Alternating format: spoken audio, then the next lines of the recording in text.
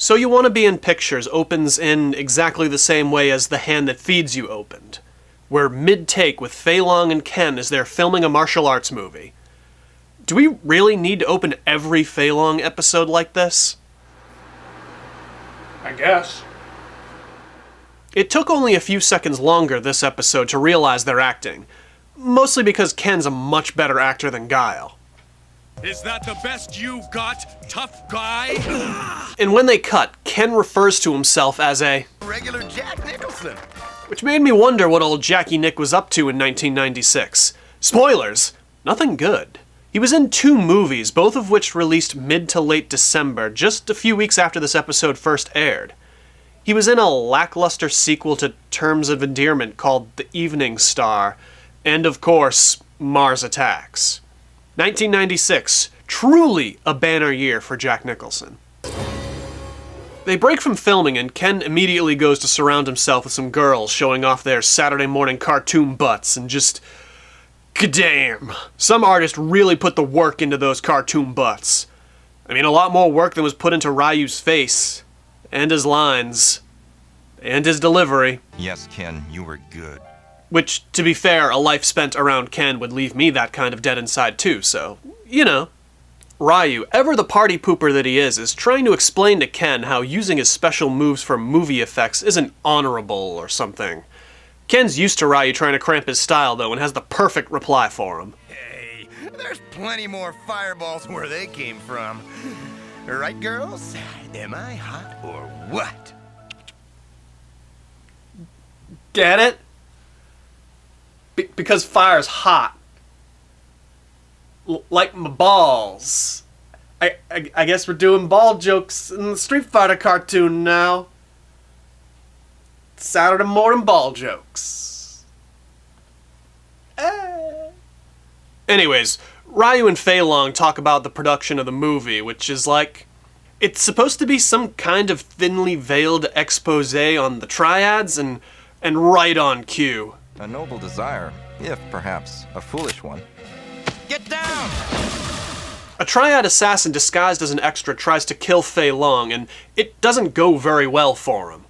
Fei Long reveals the results of his chi training with Guile by unleashing a projectile, and then the would-be assassin eats a shoryuken from Ryu, which I've went ahead and made better by adding the appropriate sound effect. It's not even 2 seconds after the guy is arrested that some suit walks in and cancels the movie because it's an insurance liability. I came here to tell you, we are withdrawing our support of this movie. You are no longer insured. It could have been made a lot better if it turned out this suit was being paid off by the triads to shut the movie down, but that's not the case here. It's literally just a coincidence that this insurance guy stops by seconds after the assassin incident caused all this damage to the set and studio. We get a brief flashback to The Hand That Feeds You as Fei Long explains why this movie is so important. He seems to think making it will somehow stop the triads, but he doesn't really explain how. I've lost everything. I have no money, no movie. Now I'll never be able to stop Wo-Fat. And that's the other thing. The name Wo-Fat has suddenly started cropping up. At first I thought they made a mistake and were referring to the guy that was fixing fights with Ken in Darkheart. But his name was Yo-Fat, not Wo-Fat. It got me thinking, like, shouldn't the villain still be Mr. Singh? The Who Touched My Fruit guy?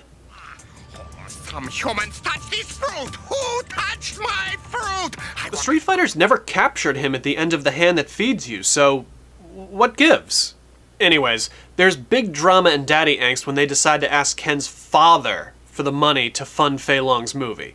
$6 million American, or about $930K in Bison dollars. Danton Masters is the 5th richest man in the world, which would have put him between the Kwok brothers and Lee Shaw-Ki, net worth of about $12 billion in 1996. His only condition for this investment in Fei Long's film? Danton just wants for his son what we all want. For Ken to grow, take some responsibility, be accountable and not a complete dick. He makes Ken producer. In the background, an agent of Wo-Fat informs his boss of what just happened. Wait a minute. That's Wo-Fat? That guy? That guy is Wo-Fat. But like, Isn't that yo fat? Wait a minute. That's it. That's it. Wo fat is yo fat. Yo fat is wo fat. Oh no! Did they get the wrong villain? Shouldn't the villain be Mr. Singh? Since when is Wo-Fat the triad boss? Why was Ken calling him Yo-Fat in Darkheart? I think they put the wrong villain in this episode. Jesus Christ, this friggin' cartoon! What follows is essentially a 10-minute montage of Ken doing the complete opposite of what he was asked. If you thought that this was a Fei Long episode, you're wrong. It's a Ken episode. And he makes sure we all know it. And to preface all this that's about to come, I just want you to listen to what Ken has to say about it at the very beginning. You listen to me. You're just like my father, always going on about commitments and responsibilities. Well, maybe it's time that I look out for number one. Fuck this guy. He rewrites the script to reverse his death scene and gives himself equal billing to Fei Long. Writes himself into scenes with Yun Lo, a female co-star. Yeah, and I'm expanding Yun Lo's part. I'm gonna enjoy working with this babe. Friggin' gross. Consciously puts himself and others in danger by not wearing any safety equipment during a dangerous stunt and almost gets himself and Fei Long killed. Then when the media mistakenly paints Ken as the hero, he basks in their glory and lets Fei Long take the egg on his face. He skips a Street Fighter mission, skips rehearsals, skips training, fucks up his lines and his takes, and then starts a fight with Fei Long that burns the studio down. And Fei Long puts it all so simply and to the point. Wo-Fat and all his spies tried to stop this production and couldn't. It took an agent of destruction far more devastating than any he could muster. It took you, my friend. And made it clear that apologies wouldn't be enough. They couldn't be enough. Ken, seemingly understanding the error of his ways, admits that his father was right about him, and that he has to change and become a better person. But will he? I doubt it. Ken and Danton share a hug. Danton gets Fei Long a starring role in a movie back in Hong Kong, and Ken reunites with Ryu to do some street fighting. But seriously, fuck Ken. Next time on Street Fighter. Vega makes a dramatic escape from prison so he could appear in another Blanca episode. It's Face of Fury.